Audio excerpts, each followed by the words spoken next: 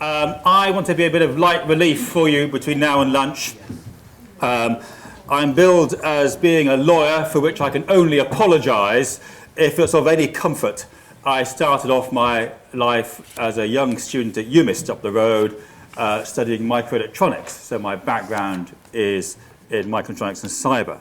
And I think that there's a great opportunity here for, just as Marcus was saying, for a new type of compliance professional that you can steal from under the noses of lawyers.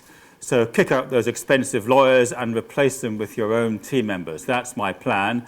And so in this 20, 30, 40 minutes, we should chat about what the lawyer's view of smart contracts are, and we will see if you guys and your teams can do a better job. That's the challenge. And so, in order to do this balancing test, to see if you can do a better job than us lawyers on smart contracts, I want to just look quickly at what a smart contract might be, and there's lots of different examples. And then I want to spend a few slides on what the lawyer's view of smart contracts are, and then we'll try and do some real-life stuff and see who's going to be better. And we'll score it as we go along. Now, in the theory, if you look at the academic theory of smart contracts, that's very much biased towards that B word, or one of the B words. And there's this perception that you should be able to create a system that's invariant and works all by itself without recourse to the real world. So, for example, the theory might be that if you have a mining activity and the costs of breaking that exceeds the economic value of the benefit of the resulting token that you get, then you've won. And so in the smart contract world, a good example is the vending machine. So we know how this works. You put the coins in. There's a pre-programmed method for giving you the sweets and other carbohydrates out. And we're reasonably certain that there's enough security built into the vending machine that rocking and damaging and wrestling with it, as much as it makes you happy, that the cost of breaking it is greater than the cost of the goods and the loose change inside it. So it's a self-contained system.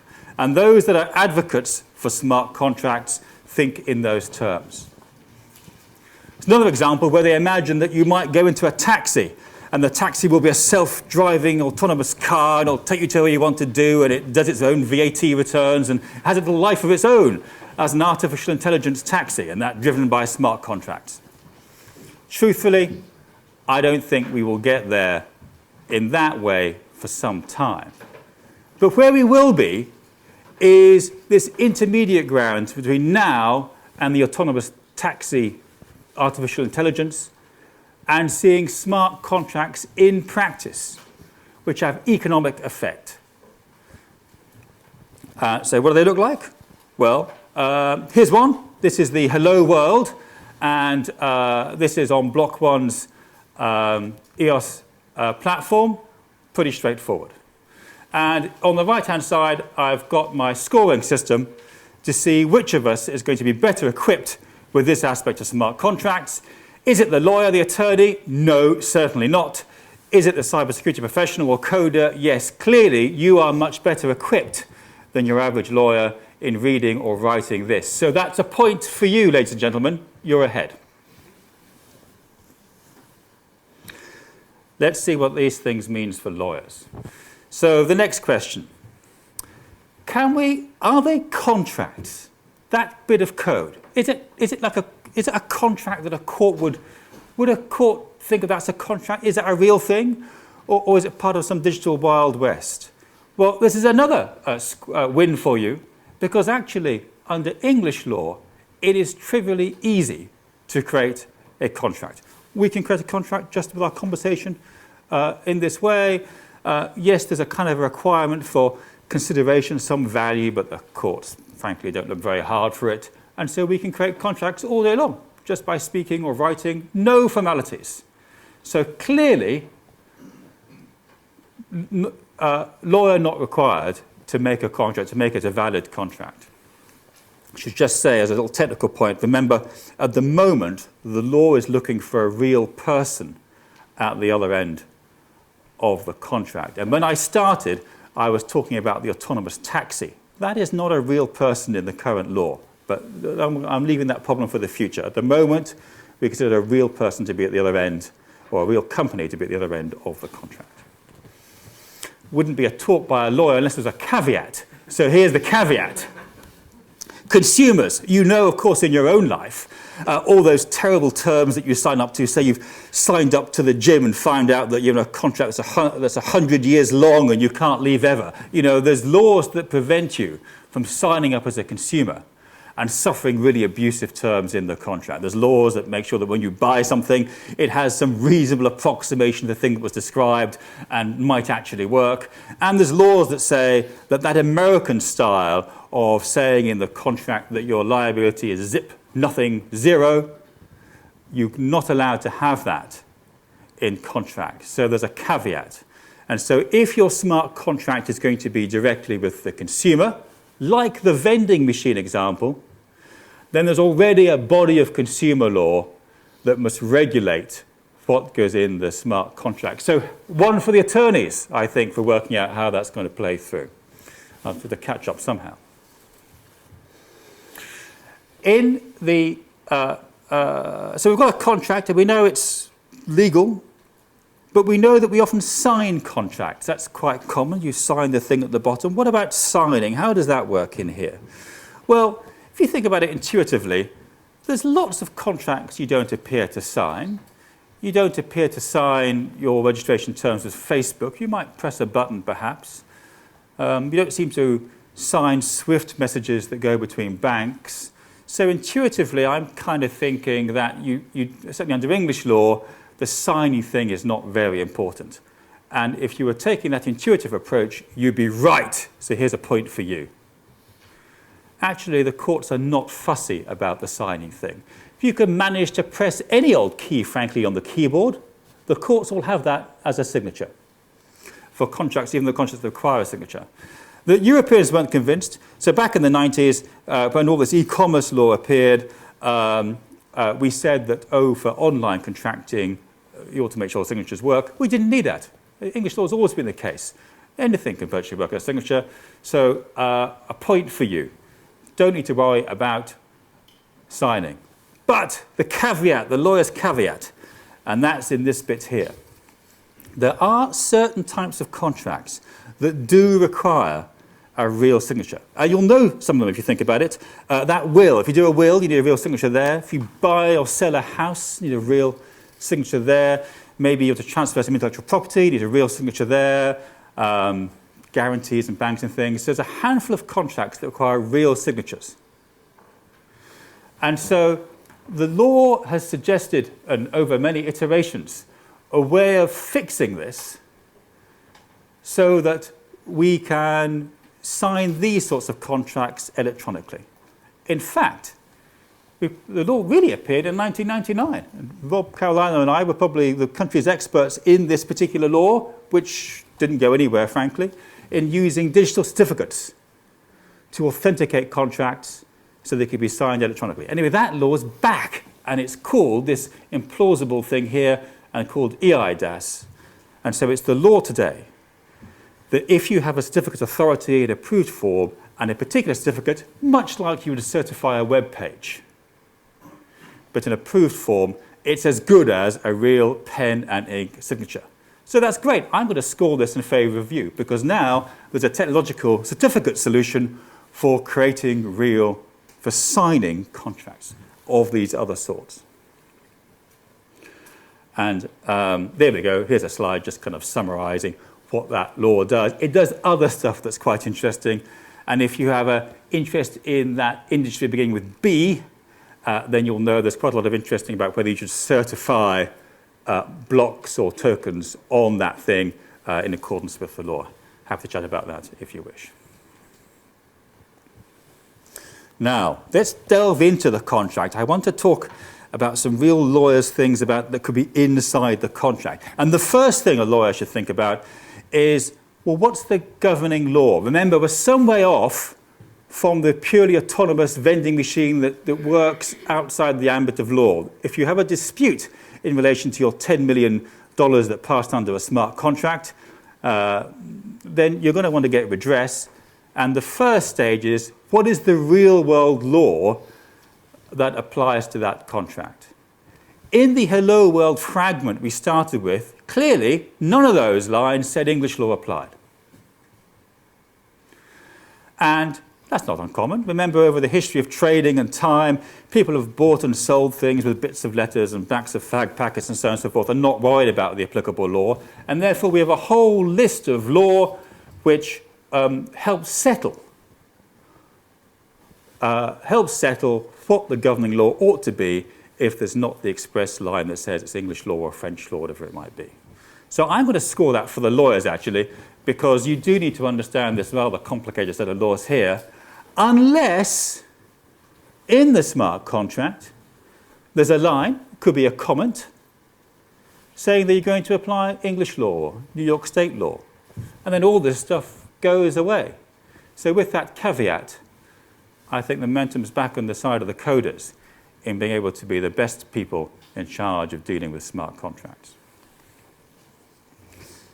The second thing that lawyers are interested in is the operators or the obligations in contracts. When I used to do coding many years ago, I understood the vocabulary of the computer language that was required. And it's pretty simple operators. You know, if this, do that. 10, print hello, line 20, go to 10. There was no ambiguous nature about the go to. You were going to line 10. Not so with contracts. And even lawyers can't agree on this list. If I had to, I've set out a list of the words, the operators that I would put in a contract, and this is my hierarchy of how I think they're important. At the top is undertake. You will, it will happen. That's a hard obligation. It's a bit like the go to 10. But then, because lawyers are slippery, and you can't pin them down, we have a whole bunch of other language near the bottom of this thing which indicates that really we're not going to do it at all, but we're just sounding as if we're going to do it. Oh, which good faith is probably the weakest, paradoxically. It means nothing. So we don't really have that in the computing languages yet. There's a 50% chance of going to line 20. We're going to line 20. It's hard. It's binary, obviously, isn't it? So there's a real big difference in that contracting style. We're starting from a hard language, and lawyers are used to the vulgarities of differing words. So I'm going to score this in your favor. I think you would understand the smart contracts better than lawyers, because we are in this world, and you don't have that. Now, my favorite clause, sad having a favorite clause, but my favorite clause in contracts is the one that says limits of liability.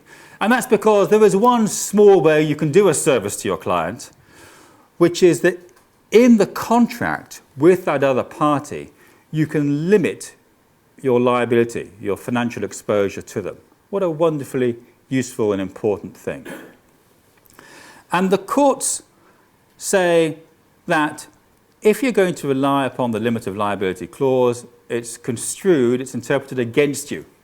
And so hence lawyers come up with an ever more convoluted paragraph or paragraphs perfectly describing how they're going to limit the liability. And I've given you an example of one here. That does not look like smart contract language. And even if we used a smart contract type expression at the top, that's not yet defined. So we need to figure out somehow in this most important clause how expressions like limiting liability will get dovetailed with the court's expectations of how liability will be limited. Maybe that means we're going to have some sort of library of legal expressions, and the liability cap expression will be defined, and that will be imported into the contract, and then we could have an expression relating to that definition, the real-world natural language definition for capping liability. That might be an early stage solution. But we need to figure this out, because liability is a fundamentally important part to contracts. I've got a few other examples of things I think ought to be in contracts. They're less important than this, but let me just scamper across a few of them very quickly now. confidence, that obligation of keeping something confidential, and data protection, whatever that stuff is. In fact, I'm pleased that you're all here enjoying this talk rather than soothing a worried board with the result of the BA and Marriott fines of 100 million or so apiece this week. I should be doing some soothing later on after this talk. But this data protection bit is quite prescriptive. This clause that you can't read on purpose sets out exactly the sort of stuff. I can't give you that. I charge money for that clause. That clause you can't read sets out the sort of stuff that the law actually requires to be in the smart contract. And to date, no one has drafted that up into smart contract language. It'll happen, but it doesn't exist yet. Lovely project, Robert, for one of your students. Who knows? And then the back of the contract. We call it the boilerplate. And frankly, no one knows why it's there. But we always put it in, and we're always very pleased with it. And unfortunately, the case is that all this stuff at the back of the contract that you've never read is, I'm sorry to say, surprisingly important. Otherwise, we wouldn't put it in. We don't do it for a laugh, although actually maybe we should. But we put it in, we charge you money for it, and you do need, I won't drag you through all these things now, but we do need this in the contracts. And again, like the point with liability, there's not yet libraries or smart contract language to to code this in a programmatic way. Let's see where we are on the scores. Excellent, I'm winning, 6-4. So maybe the result of the talk's not what you expect. So there's a wonderful bit of research I would commend you to by these guys in Singapore. And they looked at Ethereum contracts on the B thing, and the Ethereum contracts obviously are public, and they looked for a certain types of common programming errors in the smart contracts written in Ethereum. It's a wonderful bit of research. They scanned it, as you would scan antivirus type scanning, look at all these contracts, and surprisingly, they found quite a surprising number of errors, and they had a taxonomy of types of errors that I can't properly explain to you right now, nor do I want to, but truth be told, and some of those contracts might be just kids trying to get crypto kittens working, whatever it might be, but quite a surprisingly percentage of those had obvious programming errors. I think a programming error in a cybersecurity contract is in your domain, not mine as lawyers or the GC of your firm. It's a cybersecurity vulnerability. Absolutely in your office. And who's going to be better at understanding that report or that analysis? The lawyers, they won't get anywhere near it. This is definitely one for you. In that if your firm is using cybersecurity contracts in some part or corner, someone needs to have an eye on that and perhaps suggesting coding standards or similar. I had a quick hunt around to see if I could find an example of a coding error in a smart contract just for fun. Obviously, there's lots of coding errors in code we could talk about. I mean, that's legion, right? And there's obviously lots of errors in contracts too, but I wanted to find a nice example of one. And there is one I found. Here we go. These guys called Icon, in their crypto project, the error was the not equal sign in the middle there. I'm pretty certain you guys are closer to spotting that than your average lawyer with his quill and his pen and his ink. He's going to have no idea what that is. Exclamation mark equals. Oh, good heavens. That you're gaining ground here, coders and cybersecurity profession, we're 6-all. Right. So imagine there has been a bug in the contract, or even there's just some dispute about the 10 million that's passed under the contract. How are we going to resolve that? Remember, in my thesis here, we're not yet at the vending machine stage. It's not all self-contained in its own world, absent law. These contracts exist in the real world. They are binding your corporate. Value is passing under them. How are we going to solve these disputes? And unfortunately, we need to resolve ourselves back to the law. And I want to quickly mention the way the law would deal with this. Where's our tally? Here we go. Option 1, litigation. Well, that's going to be one for us, isn't it, the lawyers, because it's expensive. We've seen how it works on Ally McBeal and the TV. You know, we flood them with papers, we charge them a fortune. We're having that. Whatever it is, we're having it. It's the lawyers. That's us. Leave that to us. We'll take your money very nicely for that. Don't worry about that. Arbitration, that's this middle ground. So this is where the parties agree to have their dispute resolved. And they enter into a contract to say that whatever we come up with, we're happy with, and they shuffle backwards and forwards, looking sadder and sadder and sadder as they reveal their problems and come to some agreement by consensus. And to be honest, it's well understood, like going to court. It's not super friendly for non-lawyers, but there's some very nice B-related arbitration that's been talked about to try and formalize that in terms of an electronic method. And so I'm going to score that equally for both of us, if that's okay. But I'm still winning. And lastly, ADR. So this is a much softer method. And this is a bit like your divorce, where you go backwards and forwards, tired and weepy, with the arbitrator who listens to your complaints, and eventually you come to some agreement yourselves. This absolutely can be done on your distributed ledger system. And so I think I'm going to score that for you. You can definitely arrange a system for disputes to be resolved automatically. And in fact, even in the consumer space, there is already examples of low-value consumer complaints being resolved online under something called the WTO rules. So it's done. I mean, it can be done. So you get that. We're a dead tie. It's quite exciting, isn't it? Exactly. So I want to finish with you here so I can take some questions. But I think that if I wanted to give a balancing vote as a man that's half a computer scientist and half a lawyer, probably nothing of either perhaps, I think I'm going to balance it in favour of you as the chairman's vote. There's really more here for coders and a new form of compliance professional than there is for attorneys. Or maybe there should be more here for compliance professionals than attorneys. Maybe this is the space we're going to compete over as to who will be the dominant force. And it's an important space. Just come back to the board, and they want that contract written and negotiated and signed. At the moment they come to my profession to back off that risk, because we're going to write the contract with the long flowery words, we're going to help them with the negotiation, and they're going to charge, and we charge a lot of money for that.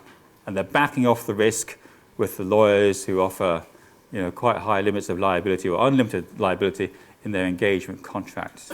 But for the smart contracts, I'm not sure they're really going to think that they're going to back off the risk by going to lawyers for that work. So who are they going to see? And I think it should be you. Thank you.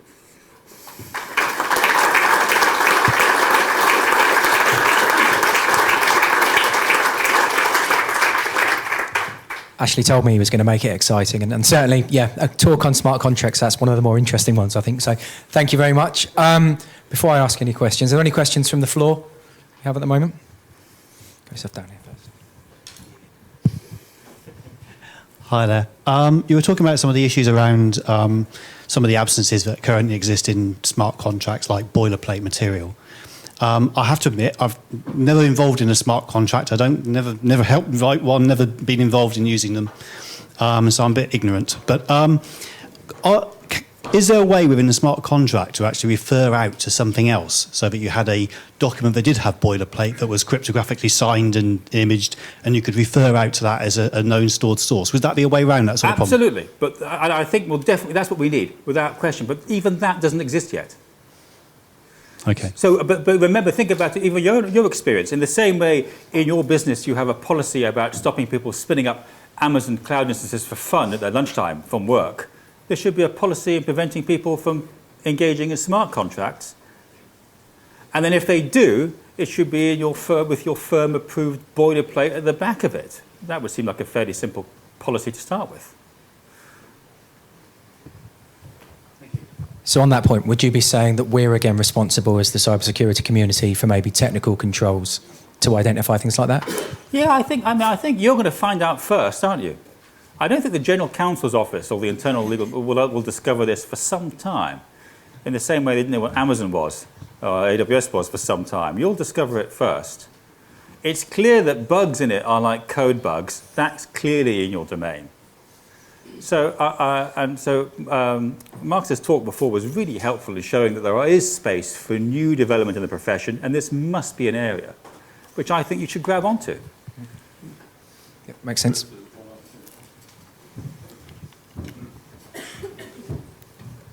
Thanks. Hi. So it seems to me that one of the hindrances to smart contracts is the current proliferation of bugs within code generally that we've seen. You know, the OpenSSL bug was around for many years.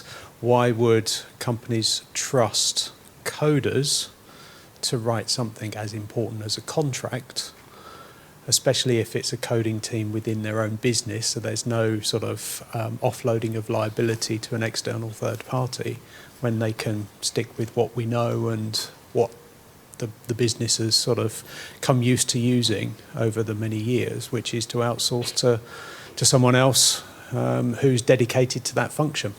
Well, I think you're right. I think there will be outsourcing because you want to back off the risk. That's got to be right. Okay. I agree with that. But just implicit in your question is that, I worry that this smart contract thing will take off almost without us noticing it. It'll be in our businesses. People will be using it before we've really got to grips with it. And I think that's our problem.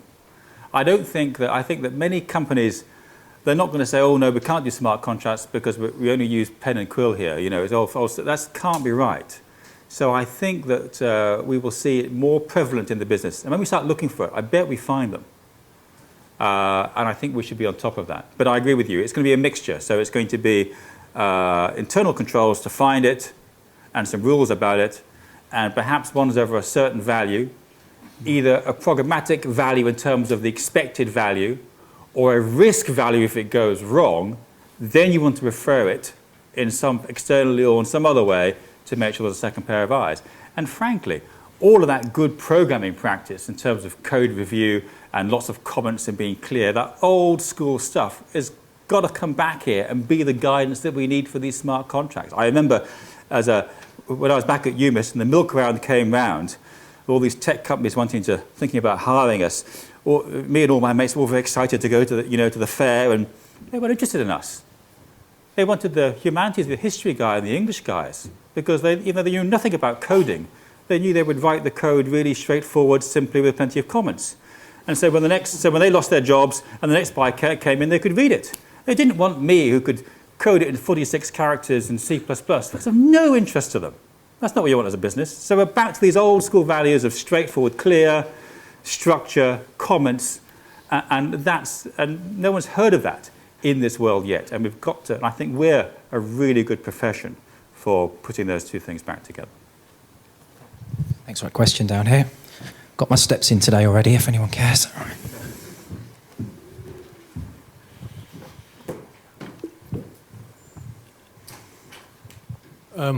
We're on the Paul Meadowcroft from Consentus. We're in progress for have open banking and using EIDAS certificates and so on in that. If I use a third party to initiate a payment through that third party with my bank, have I entered into a smart contract there? Arguably. I mean, that space that you're in, which I might take a second just to explain for the benefit of everyone in the law, is really fascinating.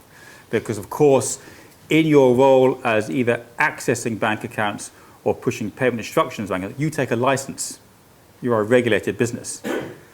But your customers do not take a license. And so clearly there's a policy here that says that if you're going to have direct access to people's bank accounts in open banking, then you must have a license. It's clear those smart contracts, instruction from customer in, make payment here, you relay that onto the banks to make the payment. That looks a lot like a smart contract. And so, the legislation, giant as it is in PSD2 and the underlying RTSs, does not contemplate that yet. But it would fall under the general controls for you having adequate supervision under your general FCA obligations. So you get caught up generally there, but nothing specific. But it's a good point. I think it does affect that industry particularly. All right, any other questions? I'll fall up the stairs, I'm the first person to do it.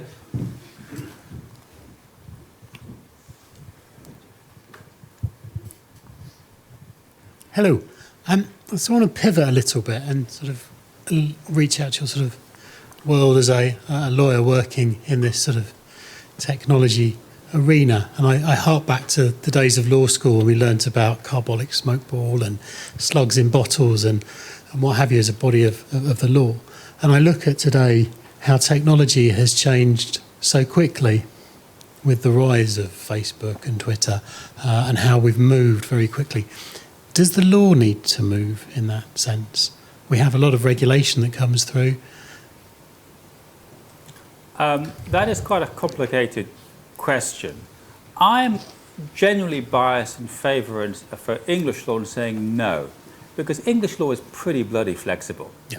I mean, those cases that you've mentioned are hundreds of years old, and we can still talk about them today, and they still have a value today.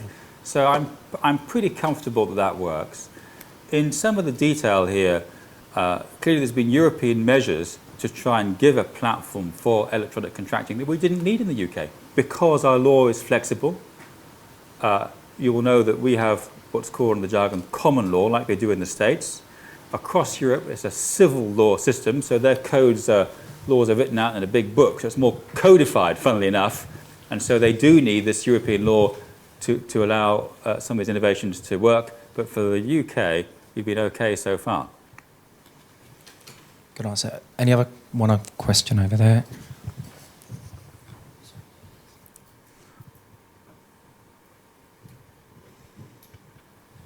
Thanks. If there is a case for automation of contracts, if you like, in the GDPR context, if we can go there, is where a large supplier, for instance, has got, a large company has got perhaps hundreds of suppliers with whom they have joint liability for the processing of data and so on. And very little way at the moment, it seems, of being effectively assuring that when you've got so many suppliers. And so some form of being able to manage contracts in this way as things change seems to be attractive. The issue, I think, with GDPR is, of course, that so much of it is based on reasonableness. And I think the defence for companies who are being fined will be that what they had in place was at least reasonable in some way. Is there a way of codifying, that you know of a way of trying to codify reasonableness into things like this? I know that was where you were giving the attorney some of the edge, but is that something within grasp? So that's quite a good question. I think that just to start at a slightly different place, and I'll come back to it. If you do have, as many of you have, thousands or hundreds of thousands of supply contracts, which have various bits of old-fashioned, human written contracts in them. Weirdly enough, AI and machine learning is quite a good place to start, to triage and figure out which of those are most important to you first. I mean, I think there's a nice puzzle there that someone should solve. And then back into the individual contract, I think you're saying, well, if our contracts with our suppliers were smart contracts, that would give us much more certainty we're complying with the law. And I agree with that. That must be the case. And if you take it even further, there are some contracting or programming styles or schemes where people are trying to logically prove the language and its expression. And so maybe in a further evolution, we could actually have logical proofs around the code. Now, I did a little bit of that when I was a student, and it's not to be underestimated. It's hugely complicated and it scales badly in terms of complexity for logical proof. So I think we're somewhere away from logical proof of the contracts, but absolutely, if our contracts were smart contracts with our suppliers, we get much better certainty and to reduce our risk. And then lastly, you mentioned, well, what about all these fuzzy words that lawyers use, undertake and reasonable endeavours and all that nonsense? that's really useful in the writing stage of the contract. So we may find, potentially, that smart contracts are just not that good for certain types of real-world endeavours. Frankly, if I was writing code for somebody, I'm not sure I'd want a hard obligation it's going to work. So you might find that some contracts don't naturally move towards smart contracts, and that'll be because we need that fuzziness in the language that we use. And especially if you've got people who are fluent in C++ writing a technical smart contract, your point from earlier around writing comments in code, those comments could, technically speaking, be the appropriateness, right? You could have someone in there define what's in that smart contract. Yeah, and in the early ones where we're going to go to the court, we're going to have to get an expert in the courtroom who understands this to explain to the judge, who doesn't know where a computer is, what all this stuff is. And they're going to have to explain, a nice discussion about the difference between the actual code and the code in comments, or the real English in comments, and see which is priority. I think that the judge will look at the whole thing. They're looking at a traditional view. They're looking at the whole page and not just the operative bit. But that's a case yet to happen. I mean, I had a final one if no one else had any kind of questions. And it was, obviously today we're talking about, are lawyers going to be replaced by essentially code and by cybersecurity? Would you see this just being lawyers? Do you think there are any other industries or any other specific professions whereby the implementation of smart contracts would, tongue-in-cheek or otherwise, render their role obsolete, quite frankly? Well, look, lawyers are easy targets. I mean, look how much we're paid for so little value. I mean, really, if there's any profession that you want to go after, we'll start with you, yeah. So I think you should be, attacking the lawyers first, and then you can go after the rest of the bankers and the investment bankers and everyone else that you hate, estate agents and so on and so forth, in a later wave. But start with the lawyers. Easy target. Yeah. Fair answer. Any other questions before we go to lunch? There's one right. I knew you'd be right up there.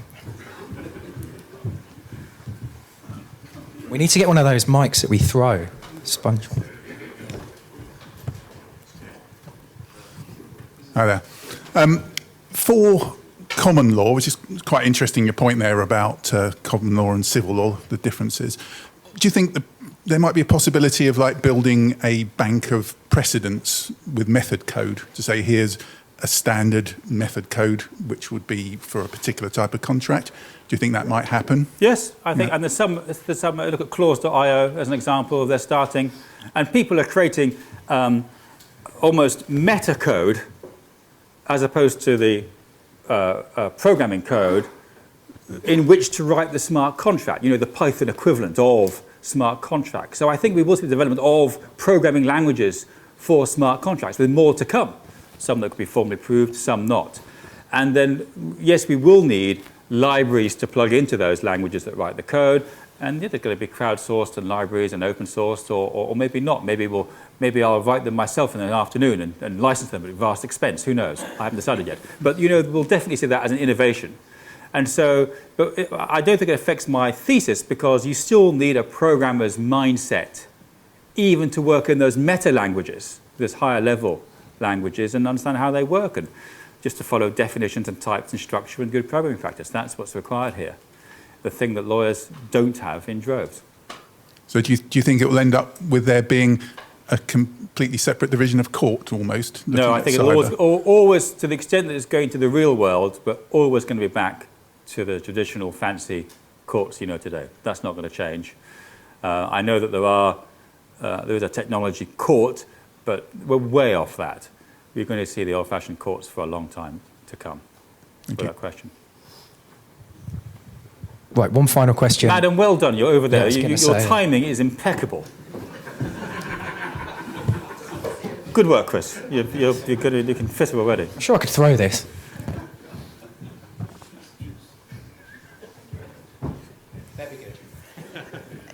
If data is now important, and lawyers effectively through their clauses own data, could you see lawyer firms being taken over by computer firms purely for the data they have, which are the clauses? The sooner the better, frankly, because if I could retire, that'd be great.